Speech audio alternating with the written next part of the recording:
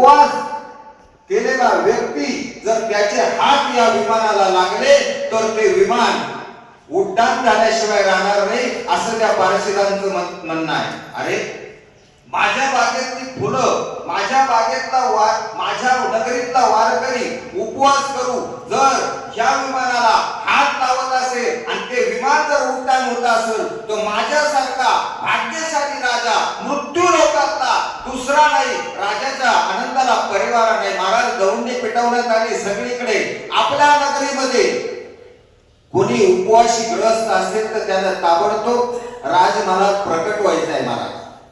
परंतु त्या गावात एकही माणूस दुपारपर्यंत एकही माणूस आला नाही. राजाला दुःख प्राप्त झालं. परंतु दौंडी पेटवण्यात दुसऱ्या वेळेला अशी दौंडी पेटवण्यात आली की जो कोणी गृहस्थ आपल्या नगरीत उपवासी असेल त्याला 100 सुवर्ण मुद्रा देण्यात येईल. आणि 100 सुवर्ण मुद्रा देण्यात येईल म्हटल्यानंतर एका गृहस्थानं आपल्या पत्नीला निबार शिवरीच्या लाकडाखाली झोपटलेलं होतं. सकाळी 9 वाजता आपले प्रवचन सुरू होण्याची वेळ त्याच वेळेला. आणि त्या पत्नीला मारल्यामुळं तिनं काय केलं होतं, अन्नाचा एकही कण त्या टायमिंग पर्यंत खाल्लेला नव्हता. पण त्याच्या डोक्यात आयडिया आहे 100 मोहरा गमावण्यात मजा नाही. लागला नंतर तर लागला, बनी तो बनी. त्याने त्या पारशीदांना सांगितलं महाराज अवय सकाळी मंडळीला मारलेले सगळा परिवार खरा सांगतो तिनं काही अन्नाचा कण खाल्लेला नाही. परंतु पार्षद म्हणले आता तिनं मार खाल्यानंतर ते आमच्या विनंतीला कशी ती दुरुस्ती तुम्हीच करा. मग नवरदेव गेला घरी गेल्यानंतर तिला सांगितलं ओठ आवर आपल्याला राजाच्या बागेत जायचं आहे. आता मला सांगा ज्या बाईचा अभिषेक 9 वाजता नवरदेवानं घातला ती 2-3 तासात हे प्रकरण मिटवेल का? तुमचंही तसंच आहे महाराज, माझंही तसंच आहे. आपलंही झाकून ठेवायचं काही काम नाही. 3 वाजता महाराज यानं काय केलं, पुनश्चेत्राचे शिवरीचं दांडकं वापरलं होतं.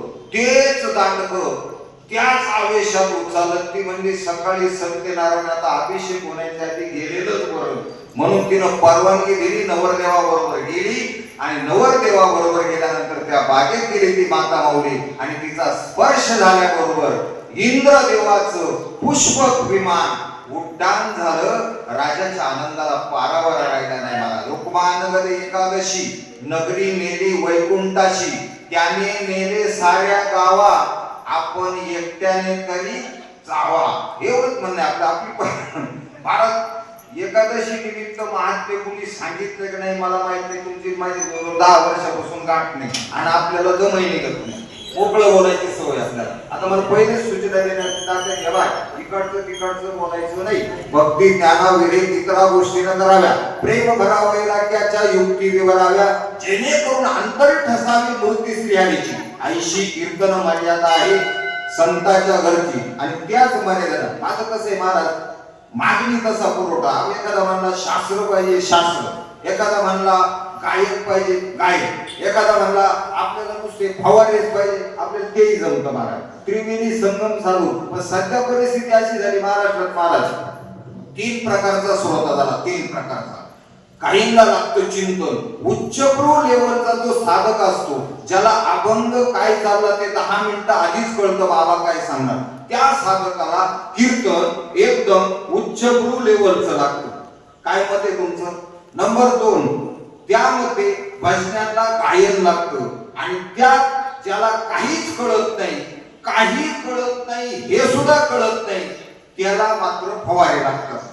या 3 गोष्टीचा संदर्भ साधून जो महात्मा कीर्तन प्रवचन करेल त्याचंच दुकान सध्या फासतंय मला. आता आपलं बंद पडलं तो भाग वेगळा. 10 वर्षापासून माझं दुकान बंद पडलं. त्याच्या पाठीमाग धनात अनर्थ झाला आणि त्या धनाच्या पाठीमाग 15 अनर्थ आहे मला. काम, क्रोध, मद, मत्सर, अहंकार, आविष्कार, बलात्कार, चोरी, चहाडी एवढे 15 अनर्थ असल्यामुळे मला या व्यासपीठावर 10 वर्ष बसता आलं नाही. नाही तर माझ्यासारखा जोश नाही मला वाटलं सुद्धा नव्हतं की एवढा महाराष्ट्र भ्रमण करेल. आपण गाडीत बसलो, कीर्तनाला गेलो की हजाराला लोक पाया पडायचे. गाडीत बसलं, मोबाईल चालू केला, पुढे तू म्हणलं काही दिवस हात फेटा आणि नवरून ठेवला महाराज. इतकं धन म्हणून महाराज म्हणले नावडे धन, माता पिता धन का नावडे हे अनर्थ आहे. जन सुद्धा बोलले, पहिलं वाक्य जन आहे. जन का ते कुठल्याच रस्त्यानं चालू देत नाही. आता गावामध्ये मला एक व्यक्ती असा आहे, अरे राजा, दुसरा व्यक्ती असा आहे, अरे जोगड्या, number 3 Rajaram, number 4 Maharaj, number 5 Mauli. मग आता याच्यात तुम्हीच शोधा कोण कुठल्या थरात बसतो महाराज. मर जावो जावो जन्मभूमी के गाव, मगर भूले नाही पिछले नाव. गोपाळ कृष्ण द्वारकेचा राजा झाला, भालदार चोरदार त्याला ललकाऱ्या देऊ लागले, राजाभिराज कृष्ण भगवान पधारे. महाराज गोपाळ कृष्णाला भालदार चोरदार ललकाऱ्या